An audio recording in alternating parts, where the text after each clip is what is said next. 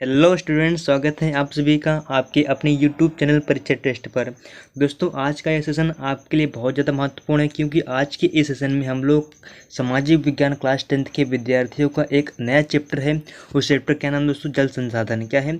जल संसाधन। ये आपका जियोग्राफी का चैप्टर है दोस्तों। उसका हम लोग आज के इस सेशन में बहुविकल्पी प्रश्न देखने वाले हैं। दोस्तों, अगर आप हमारे इस चैनल पर नए आए हैं तो प्लीज़ इसको सब्सक्राइब कर लीजिए और बगल में स्थित बेल आइकन पर प्रेस जरूर करिए। दोस्तों, ये आज के सेशन आपके लिए इतना ज़्यादा महत्वपूर्ण है कि आप लोग जब हम इसके बारे में डिटेल से वर्णन करेंगे तो आप समझ जाएंगे कि कितना ज़्यादा महत्वपूर्ण है। दोस्तों, आप लोग क्या होता है कि जो एग्ज़ाम पैटर्न है आपका सन 2023 वाला, सन 2023 का जो एग्ज़ाम पैटर्न है दोस्तों वो चेंज हो गया है। आप सभी लोगों को शायद पता हो गया होगा। इसमें क्या होता है कि जो आपका पेपर रहेगा दोस्तों दो खंडों में बटा रहेगा। एक खंड आ में और एक खंड क्या रहेगा, एक बा में बटा रहेगा। तो दोस्तों, जो आपको जो खंड आ रहेगा ये इसमें 20 प्रश्न क्या रहेंगे, इसमें 20 प्रश्न रहेगा। और जो आपका खंड आ रहेगा दोस्तों ये पूरी तरह से बहुविकल्पी प्रश्न है। क्या है? पूरी तरह से बहुविकल्पी प्रश्न है। यानी 20 के 20 प्रश्न क्या रहेगा, बहुविकल्पी प्रश्न रहेगा। और प्रत्येक प्रश्न एक नंबर का टोटल कितना हो गया दोस्तों? टोटल हो गया 20 नंबर। कितना हो गया? 20 नंबर। और दोस्तों जो आपका बार रहेगा ये क्या रहेगा, ये 50 नंबर का रहेगा। क्या रहेगा? पूरा 50 नंबर का रहेगा। लेकिन ये लिखने के लिए रहेगा क्या करने के लिए रहेगा? डिस्क्रिप्टिव प्रश्न रहेगा, आपको लिखना रहेगा। तो इस तरह से आपको टोटल कितना हो जाएगा, 70 नंबर आपको मिल जाएगा आपके एग्जाम में। तो दोस्तों, आपके एग्जाम में क्या होता है कि 20 नंबर यानी 50 में से 20 नंबर ही आपसे बहुविकल्पी प्रश्न पूछ रहा है। तो आप लोग समझ सकते हैं कि यह क्लास आपके लिए कितना ज़्यादा महत्वपूर्ण है। तो चलिए आज के इस सेशन को हम शुरुआत करते हैं, ज़्यादा टाइम को वेस्ट नहीं किया जाए। पहला क्वेश्चन कह रहा है कि निम्न में से जल संरक्षण का प्रमुख कारण क्या है। दोस्तों, आपको ये बताना है कि जो जल है, जल को संरक्षण करने का कारण क्यों पड़ गया है ना। जल को संरक्षण करना क्यों आवश्यक हो गया। तो पहला कारण है कि जल सीमित मात्रा में है, ये भी सही है।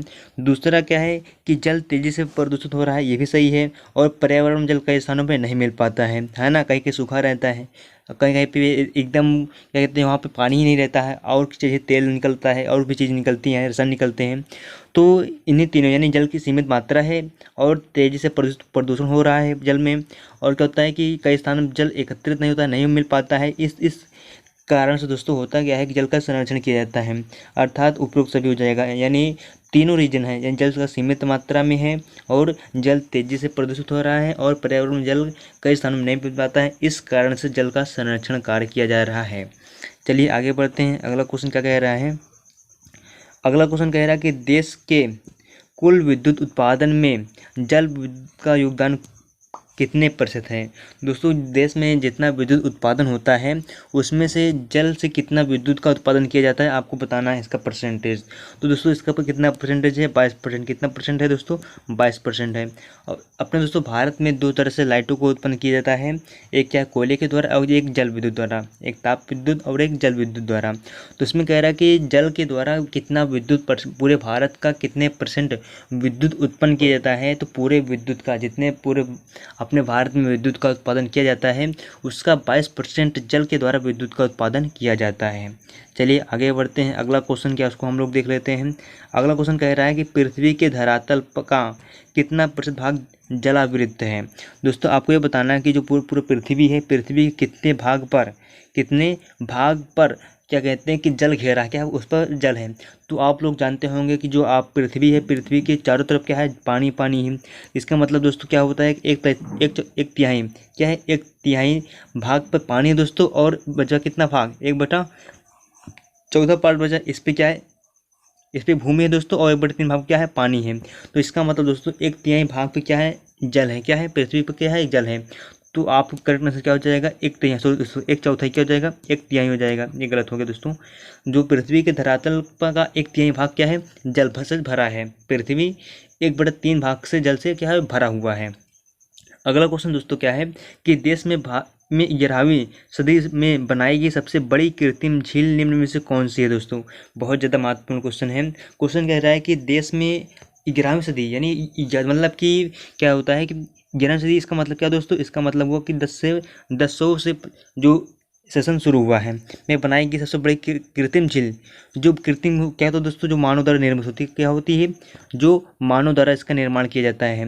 तो आपको बताना है कि सबसे बड़ी कृत्रिम झील कौन सी है। दोस्तों ये कौन सी है, भोपाल झील है। क्या है, भोपाल झील। ये कहाँ पाई गई है दोस्तों, ये है मध्य प्रदेश में। कहाँ पे, मध्य प्रदेश में है। तो देश में 11वीं सदी में बनाई गई सबसे बड़ी कृत्रिम झील कौन सी हो जाएगा दोस्तों, भोपाल झील हो जाएगी। इतना कन्फर्म हो गया। चलिए आगे बढ़ते हैं। अगला क्वेश्चन क्या है दोस्तों, यहाँ पे एक छूट गया। अगला क्वेश्चन कह रहा है कि भारत को विश्व की कुल वर्षा का कितना प्रतिशत भाग प्राप्त होता है। ये भी दोस्तों बहुत महत्वपूर्ण क्वेश्चन है। क्वेश्चन ये कह रहा है कि विश्व में जितनी वर्षा होती है, कह रहा है क्या कि विश्व में जितनी वर्षा होती है उसका कितना परसेंट भारत में वर्षा होती है। तो दोस्तों उसका केवल 4% ही भारत में वर्षा होती है। इतना कन्फर्म हो गया। चलिए आगे बढ़ते हैं। अगला क्वेश्चन क्या कह रहा है कि निम्न में से बहुउद्देशीय परियोजना का लाभ कौन सा है। यानी दोस्तों जो परियोजनाएं बनाई जाती हैं, जो बांध का निर्माण किया जाता है, उससे हमको या हम राज्य को, देश को क्या लाभ होता है। तो देख लेते हैं। पहला क्या है कि नहरें निकालकर भूमि को सिंचित किया जाता है, ये भी सही है। जल के द्वारा विद्युत का निर्माण किया जाता है, ये भी सही है। और बाढ़ पर नियंत्रण किया जाता है बांध के द्वारा। तो दोस्तों इस तरह से बहुउद्देशीय परियोजनाओं के लाभ में कौन कौन से आएंगे, नहरें निकाल कर भूमि सिंचित की जाती है, जल विद्युत का निर्माण किया जाता है और बाढ़ पर नियंत्रण किए जाते हैं। अर्थात आपका तीनों क्या हो जाएगा, आपका सही हो जाएगा। बहुउद्देशीय परियोजनाओं का लाभ इन तीनों से होता है। चलिए आगे बढ़ते हैं। अगला क्वेश्चन कह रहा है कि देश के किन 2 राज्यों में जल की कमी रहती है। दोस्तों आपको बताना है कि अपने इस भारत देश में किन किन राज्यों में जल की कमी रहती है। पहला ऑप्शन आप लोग के सामने है कि उड़ीसा और छत्तीसगढ़, बंगाल और झारखंड, राजस्थान, गुजरात, बिहार और सिक्किम। दोस्तों अधिकांश क्या होता है, राजस्थान और गुजरात में क्या है, यहाँ पे रेगिस्तान पाए जाते हैं राजस्थान में। तो यहाँ पे क्या होता है कि जल की क्या होती, कमी हो जाती है। क्या होती है, जल की कमी होती रहती है। अगला क्वेश्चन कह रहा है कि बांस ड्रिप सिंचाई प्रणाली भारत के किस राज्य में प्रचलित है। इसमें दोस्तों क्या होता है कि बांस ड्रिप सिंचाई प्रणाली है भारत के किस राज्य में प्रचलित है। इसमें क्या दोस्तों कि जो पानी था, पानी को बांस के अंदर से लाया जाता है नदियों के सहारे से। तो कह रहा है कि बांस ड्रिप प्रणाली भारत के किस राज्य में प्रचलित है। तो प्रचलित दोस्तों मेघालय में। कहाँ प्रचलित है, मेघालय में यह प्रणाली फेमस है ना। अगला क्वेश्चन कह रहा है कि निम्न में से कौन नर्मदा नदी पर निर्मित बांध है। आपको बताना दोस्तों कि ऐसा कौन सा बांध है जो नर्मदा नदी पर स्थित है। तो पहला ऑप्शन क्या है दोस्तों, गांधी सागर बांध, राणा प्रताप सागर बांध, सरदार सरोवर बांध और सरदार पटेल बांध। दोस्तों सरदार सरोवर बांध है, कौन सा, सरदार सरोवर बांध है दोस्तों। ये किस नदी पर स्थित है, नर्मदा नदी पर स्थित है। कहाँ पे है, नर्मदा नदी पर स्थित है। इतना कन्फर्म हो गया। चलिए आगे बढ़ते हैं। अगला क्वेश्चन कह रहा है कि पश्चिमी राजस्थान में छत वर्षा जल संग्रहण की विधि क्यों कम होती जा रही है। दोस्तों राजस्थान क्या होता है कि वहाँ पे अधिकांश जिलों में क्या होता है, वहाँ पे सूखा पड़ता है। तो इसलिए वहाँ पे जब वर्षा होती है दोस्तों, तो वहाँ के जो लोग हैं उनके लोगों द्वारा जो छत बारिश गिरती है उसको वो लोग इकट्ठा कर लेते हैं। लेकिन कुछ समय बाद क्या हुआ वहाँ पे कि वो लोग छत वर्षा द्वारा जल का संग्रहण जो विधि उनकी क्यों कम कर दिए। दोस्तों इसका कारण ये हुआ कि जो वहाँ पे जब वहाँ पे की सरकार ने देखा कि वहाँ पे जल की कमी हो जाती है, तो वहाँ पे क्या होता है कि एक नहर निकल जाती है। क्या निकल जाती है, नहर निकल जाती है, जिसका नाम है दोस्तों इंदिरा गांधी नहर। उस नहर के द्वारा वहाँ की सिंचाई की जाती है खेतों की। तो इससे क्या हुआ कि लोगों ने जो छत के जल को संचित करना बंद कर दिया, धीरे धीरे कम करना शुरू कर दिया। तो यहाँ देख लीजिए आपका ऑप्शन क्या हो जाएगा, 12मासी। क्या हो जाएगा, 12मासी इंदिरा गांधी नहर के कारण क्या हुआ कि जो छत वर्षा द्वारा जल का संग्रहण करना पश्चिमी राजस्थान के लोगों ने छोड़ दिया धीरे धीरे।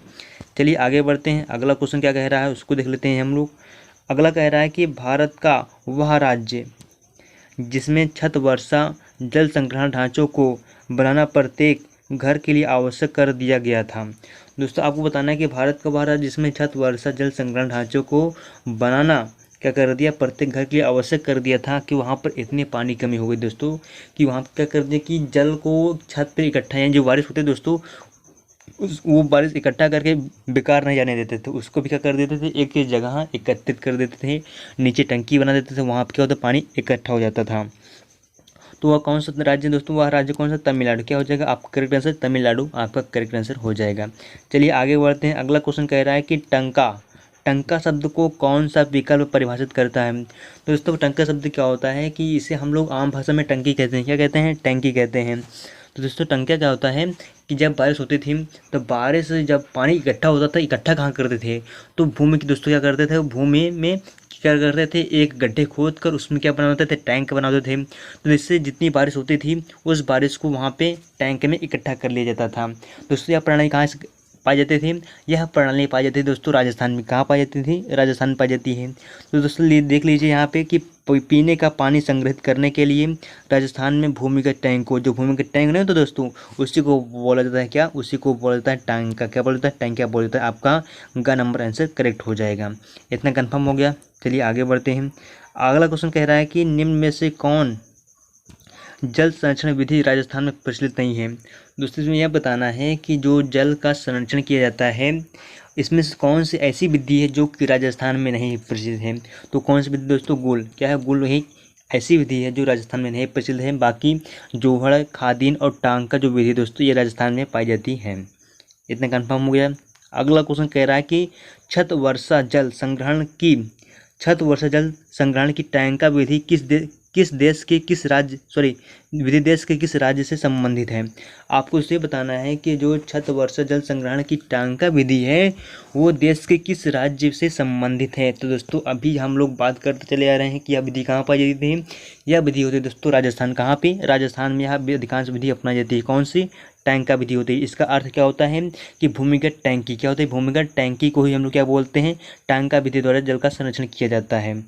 अगला क्वेश्चन कह रहा है कि कर्नाटक राज्य का वह गांव कौन सा है जिसके ग्रामीणों ने घरेलू जल आवश्यकता को पूरा करने के लिए छत वर्षा जल संग्रहण की व्यवस्था की।